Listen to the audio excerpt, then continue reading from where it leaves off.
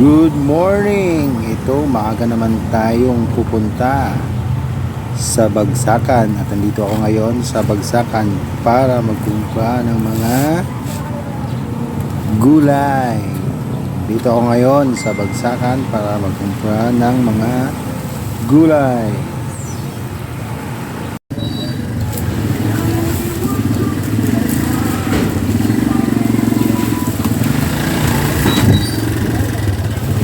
Ito, mas magandang pumunta ng maaga dito sa Bagsakan, dito sa Jensan, kasi sobrang daming preskong gulay.